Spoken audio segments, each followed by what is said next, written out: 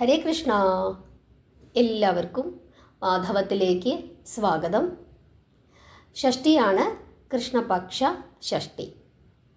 ഷഷ്ടി തിഥി ആരംഭിക്കുന്നത് 2026 ഏപ്രിൽ 7 വൈകുന്നേരം 4:34 മുതൽ 8-ാം തീയതി വൈകുന്നേരം 7:01 വരെയാണ്. അതുകൊണ്ട് തന്നെ ഉദയത്തിൽ ഷഷ്ടിയുള്ള 8-ാം തീയതിയാണ് നമ്മൾ കൃഷ്ണപക്ഷ ഷഷ്ടിയായിട്ട് ആചരിക്കുന്നത്.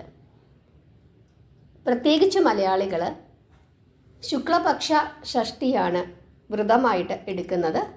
എന്നാൽ കൃഷ്ണപക്ഷ ഷഷ്ടിയും നമുക്ക് വ്രതനിഷ്ഠയോട് കൂടി തന്നെ ഇരിക്കാവുന്നതാണ്.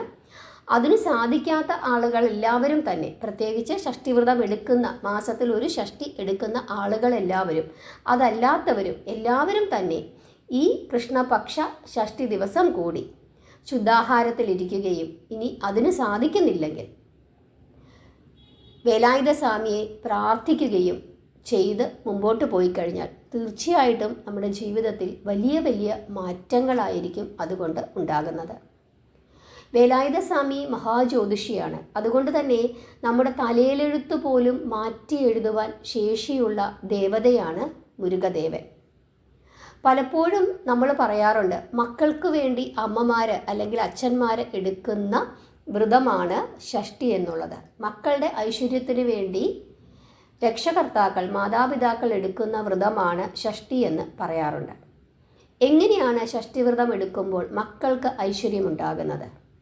ഒരു കാര്യം ഇവിടെ നമ്മൾ ശ്രദ്ധിക്കണം. നമ്മുടെ മക്കൾക്ക് എന്തെങ്കിലും ഒരു ദോഷം സംഭവിച്ചു കഴിഞ്ഞാൽ ഏറ്റവും കൂടുതൽ അത് ബാധിക്കുന്നത് മാതാപിതാക്കളെയാണ്.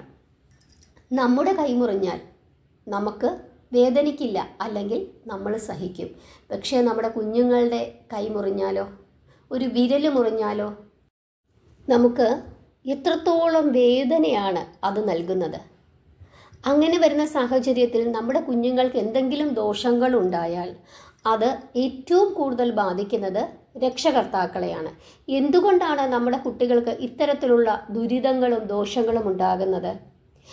അവർ ചെയ്ത കർമ്മഫലങ്ങൾ മാത്രമല്ല അവർക്ക് ദുരിതങ്ങളായി ഭവിക്കുന്നത്.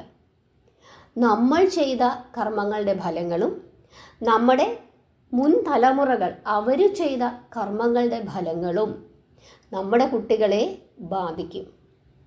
ഇവിടെ കർമ്മദോഷങ്ങൾ അകറ്റുന്നതിനും പ്രാരാബ്ധ കർമ്മദോഷങ്ങൾ അകറ്റുന്നതിനും കുടുംബദോഷങ്ങൾ മാറ്റുന്നതിനും ഒക്കെ തന്നെ ഏറ്റവും ശ്രേഷ്ഠനായ ഭഗവാനാണ്, ഈശ്വരനാണ് വേലായുധ സ്വാമി. അതുകൊണ്ട് തന്നെയാണ് നമ്മുടെ ദോഷം തീരുമ്പോൾ, നമ്മുടെ പ്രാരാബ്ധ ദോഷങ്ങൾ തീരുമ്പോൾ നമ്മുടെ കുട്ടികൾക്ക് ഐശ്വര്യമുണ്ടാകുന്നു. ഇവിടെ ഷഷ്ടിവ്രതം എടുക്കുമ്പോൾ ശരിക്കും പറഞ്ഞു കഴിഞ്ഞാൽ നമ്മുടെ ദോഷങ്ങളാണ് മാറുന്നത്.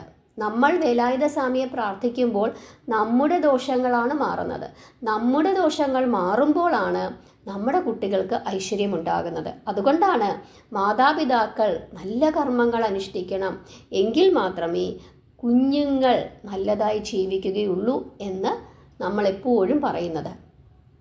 അതുകൊണ്ടാണ് നമ്മൾ നല്ല പ്രവൃത്തി ചെയ്യണം, നമ്മൾ പുണ്യങ്ങൾ സമ്പാദിക്കണം, നമ്മൾ പാപപ്രവർത്തികൾ ചെയ്യരുത്. അങ്ങനെ ചെയ്തു കഴിഞ്ഞാൽ നമ്മൾ ചെയ്യുന്ന കർമ്മങ്ങളുടെ ഫലങ്ങൾ നമ്മുടെ കുട്ടികൾ അനുഭവിക്കുകയും അത് കണ്ട് നമ്മൾ വേദനിക്കുകയും ചെയ്യും.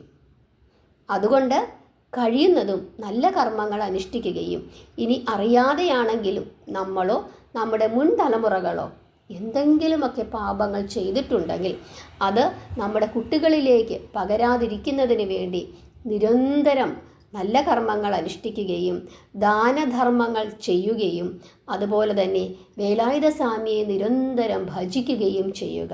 പ്രത്യേകിച്ച് ഷഷ്ടി ദിവസങ്ങളിൽ.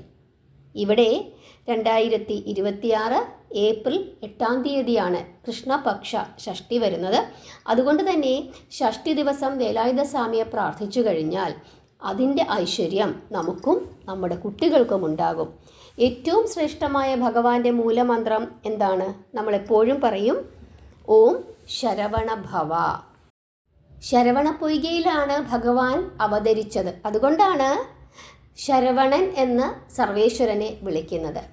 ശരവണ ഭവ എന്ന മന്ത്രം അത് ഷഡാക്ഷരമാണ്, അതായത് 6 അക്ഷരങ്ങളാണ്. ഇവിടെ മഹേശ്വരനെ നമ്മൾ പഞ്ചാക്ഷരി മന്ത്രം കൊണ്ടാണ് പ്രാർത്ഥിക്കുന്നത്.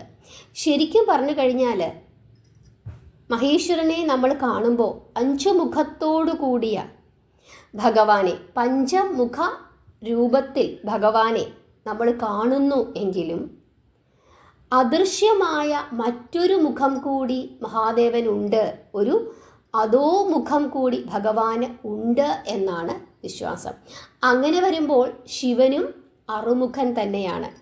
അങ്ങനെ ഇരിക്കുന്ന അവസരത്തിൽ, അതായത് അദൃശ്യമായ ആ മുഖം കൂടി പ്രത്യക്ഷപ്പെട്ടിരിക്കുന്ന അവസരത്തിലാണ് ശിവജ്യോതിസുകൾ ഉത്ഭവിക്കുന്നത്.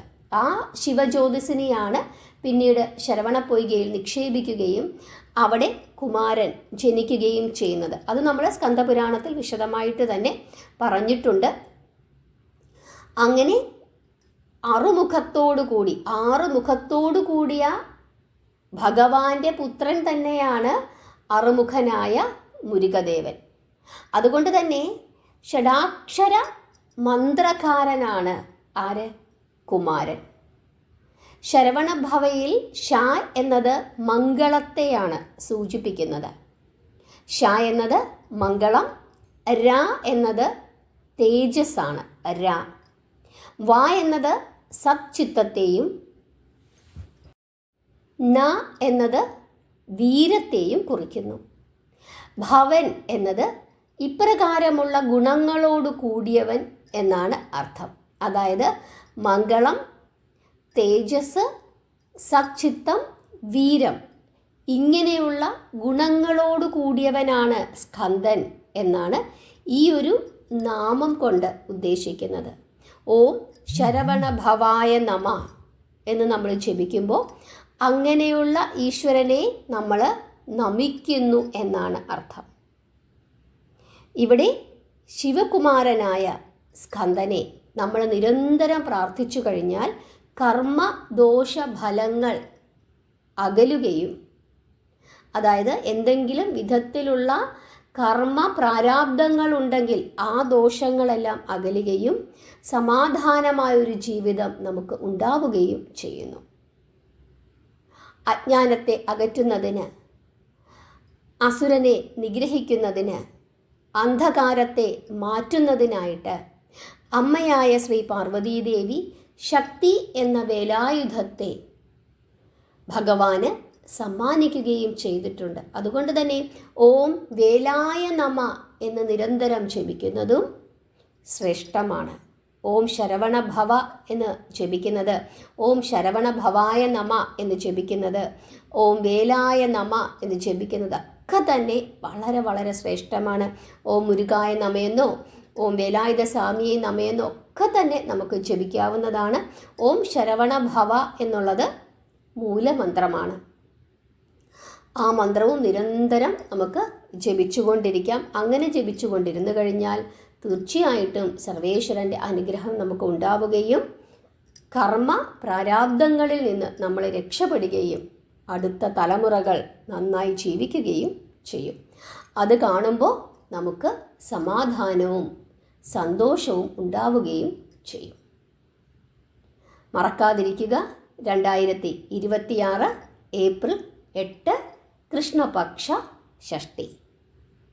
എല്ലാവരും പ്രാർത്ഥിക്കുക, നാമം ജപിക്കുക. ഹരേ കൃഷ്ണ.